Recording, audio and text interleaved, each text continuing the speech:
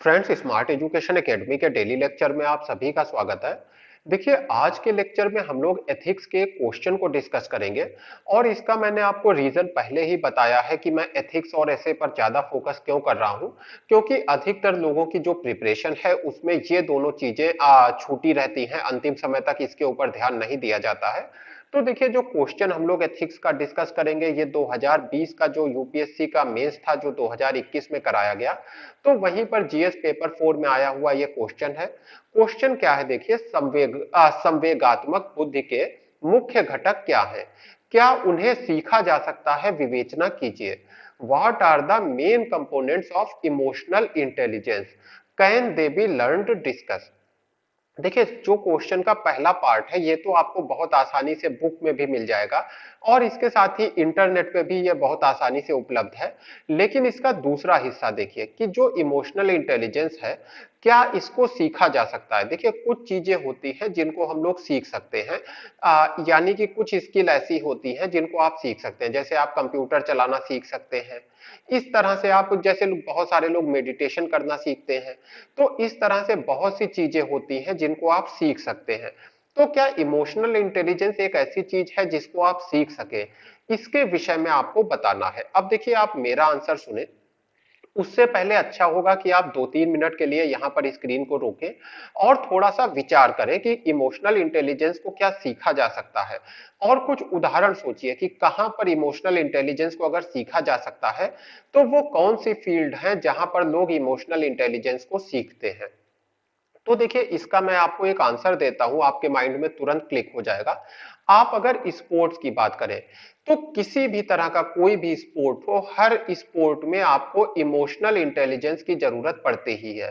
क्योंकि देखिए, हर स्पोर्ट में एक ऐसा समय आता है जब जो स्थितियां हैं आपके विरोध में होती हैं, आपके विपरीत स्थितियां होती हैं। ऐसे में अगर आपकी इमोशन आपके ऊपर हावी हो जाती है तो फिर आप खेल में परफॉर्म नहीं कर पाएंगे। अच्छा परफॉर्मेंस देने के लिए ये जरूरी होता है कि आप अपनी जो इमोशंस हैं उनके ऊपर काबू बनाए रख सके। इसका देखिए एक उदाहरण देखिए। अगर आप बात करें महेंद्र सिंह धोनी की, जिन्हें हम एमएस धोनी कहते हैं, तो महेंद्र सिंह धोनी को कहा जाता है कैप्टन कूल। अब ये इनका नाम कैप्टन कूल कैसे पड़ा? देखिए, ये कैप्टन कूल इसीलिए इनका नाम पड़ा है कि जब बहुत ज्यादा विपरीत परिस्थितियां होती हैं तब भी महेंद्र सिंह धोनी कभी अपना जो धैर्य है उसको नहीं खोते हैं और अपनी इमोशन के ऊपर काबू किए रहते हैं और उसके बाद जो इनकी इमोशनल इंटेलिजेंस है उसकी मदद से डिसीजन लेते हैं। यानी कि जो इमोशनल इंटेलिजेंस है इसको डेवलप किया जा सकता है, बल्कि हर वो व्यक्ति जो खिलाड़ी बनता है वो अपने अंदर इस इमोशनल इंटेलिजेंस को डेवलप करता ही है। देखिए, इमोशनल इंटेलिजेंस का मतलब क्या है? वैसे जनरली क्या होता है, जो हमारी इमोशन होती है वो हमको नुकसान पहुंचा देती है। जैसे कि आप मान लीजिए एक मीटिंग में है और आपके विरोध में कोई बात कही जाती है। अब मान लीजिए इस मीटिंग में आप गुस्से से भर जाते हैं, तो ऐसे में क्या होगा, आपका एक निगेटिव इंप्रेशन पड़ेगा। मान लीजिए आप एक इंटरव्यू में है, इंटरव्यू में जानबूझ के पैनल आपको कुछ भड़काता है, आपके विरोध में कुछ बातें कहता है। और मान लीजिए कि आप पहले से धारणा बना के गए हैं, चलिए आप एक धारणा मानिए कि आप पहले से ये मान कर गए हैं कि जो हिंदी मीडियम के स्टूडेंट हैं उनके साथ भेदभाव होता है। तो अब ये पहले ही आप मान के गए हैं कि क्योंकि आप हिंदी मीडियम के स्टूडेंट हैं तो आपके साथ भेदभाव होगा। और वहां पर पैनल आपके साथ जानबूझकर कुछ इस तरह के क्वेश्चन करता है जिसकी मदद से आपकी इंटेलिजेंस को जांचा जा सके। अब आपके सामने जब ऐसे क्वेश्चन आते हैं तो आप गुस्से में आ जाते हैं या आप चिड़चिड़ा जाते हैं। तो ऐसे में क्या होगा, जो आपकी इमोशन है वो आपके इंटरव्यू को खराब कर देगी। लेकिन वहीं पर जो इमोशनल इंटेलिजेंस है वो आपको एक स्मार्ट आंसर देने में हेल्प करेगी। यानी कि आप अपनी इमोशन का इस्तेमाल करते हुए एक ऐसा आंसर देंगे जिससे कि सामने वाला प्रभावित हो जाएगा। तो जो इमोशनल इंटेलिजेंस है, पहली बात है इसको डेवलप किया जा सकता है। और दूसरी बात यह भी है कि अधिकतर फील्ड में जो लोग ऊपर पहुंचते हैं, लगभग आप कह सकते हैं जीवन की हर फील्ड में जो लोग ऊपर पहुंचते हैं वो इमोशनल इंटेलिजेंस को डेवलप करते ही हैं। देखिए, आपको एक और उदाहरण दूं तो जो स्टॉक मार्केट है, जो शेयर मार्केट है, देखिए स्टॉक मार्केट में बहुत कम लोग सफल हो पाते हैं। इसके पीछे कारण क्या है कि यहाँ पर जो इमोशन के ऊपर कंट्रोल है वो बहुत ज्यादा चाहिए। इसमें दो चीजें होती हैं, खोने का डर और पाने का लालच, यानी कि फियर और ग्रीड। इन दोनों के चलते अधिकतर लोग स्टॉक मार्केट में अपने पैसे को गंवा बैठते हैं। तो यहां पर भी जो वॉरेन बफेट जैसे लोग हैं, इन लोगों ने अपने अंदर एक इमोशनल इंटेलिजेंस को डेवलप किया हुआ है, जिसकी वजह से ये लोग बेहतर परफॉर्म कर पाते हैं।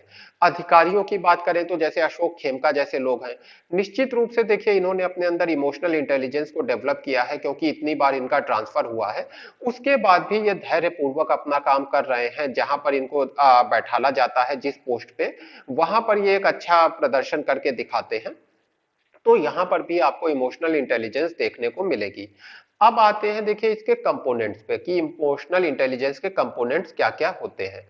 तो देखिए पहला हो गया सेल्फ अवेयरनेस, यानी कि अगर आपके अंदर इमोशनल इंटेलिजेंस है, या अगर आपको इमोशनल इंटेलिजेंस अपने अंदर डेवलप करना है, तो आपको अवेयर रहना होगा। देखिए जनरली क्या होता है, जो हमारी भावनाएं हैं, चाहे वो एंगर हो, चाहे फियर हो, चाहे ग्रीड हो, इनमें से कोई भी जो भावना है, वो हम पे तभी हावी होती है जब हम अवेयर नहीं होते हैं। जैसे कि जब आपको गुस्सा आता है, उस समय आपको एहसास नहीं होता है कि आप कुछ गलत कर रहे हैं, इस चीज का एहसास बाद में होता है। लेकिन अगर आप अवेयर हैं, तो कभी भी आपका गुस्सा आप पर हावी नहीं होगा, आपको सही और गलत के बीच का जो अंतर है वो हमेशा पता रहेगा। दूसरी बात है सेल्फ रेगुलेशन। आपका अपने ऊपर कंट्रोल होना चाहिए, और सिर्फ कंट्रोल नहीं होना चाहिए, बल्कि अगर आप कुछ गलत करें तो आपके अंदर उसे एक्सेप्ट करने की क्षमता भी होना चाहिए, क्योंकि जो गलती को एक्सेप्ट कर सकता है वही केवल सुधार भी कर सकता है। इसके साथ ही आपकी पर्सनालिटी में एक मोटिवेशन होना चाहिए, आप अपने कार्यों को करने के प्रति थोड़े से मोटिवेटेड रहते हो। इसके साथ ही आपके अंदर एम्पैथी होना चाहिए। देखिए अगर आप दूसरों के साथ, दूसरों की जो दुख दर्द है या दूसरों की जो भावनाएं हैं, अगर आप उसको महसूस नहीं कर सकते हैं, तो आप दूसरों की समस्याओं का समाधान भी नहीं कर पाएंगे। क्योंकि अगर आपको समझ में ही नहीं आ रहा है कि सामने वाला व्यक्ति जो है वो किस तरह की परेशानी में है, किस तरह के दुख में है, तो आप जो उसकी संवेदना है उसको नहीं समझ पाएंगे। और जब आप संवेदना को नहीं समझ पाएंगे, तो आप एक रोबोट की तरह, कोई सॉल्यूशन जो आप देंगे वो एक रोबोट की तरह होगा। यानी कि एक जिसे हम कह सकते हैं कि रटा रटाया सॉल्यूशन होगा। इसमें जो मानवीय पक्ष है, जैसे कि भावना हो गई, इन चीजों की अनदेखी हो जाएगी। और अंतिम है सोशल स्किल, यानी कि जैसे कहीं पे विवाद हुआ है, तो इस विवाद को निपटाने के लिए आपके अंदर कुछ सामाजिक कौशल होना चाहिए। यानी कि समाज में जो अलग अलग समस्याएं हैं, उनका कैसे सामना किया जाता है, इससे संबंधित कौशल आपके अंदर होना चाहिए। तो ये कुछ कंपोनेंट हो गए जो आपके इमोशनल इंटेलिजेंस से जुड़े हुए हैं। लेकिन इसका जो मुझे मुख्य और आकर्षक प्रश्न लगा, वो यही लगा कि जो इमोशनल इंटेलिजेंस है, क्या इसको डेवलप किया जा सकता है, क्या इसको सीखा जा सकता है। क्योंकि ये जो भाग है, इस प्रश्न का ये जो भाग है, ये आपसे विचार की मांग करता है कि आप खुद विचार करके इस क्वेश्चन का आंसर दें।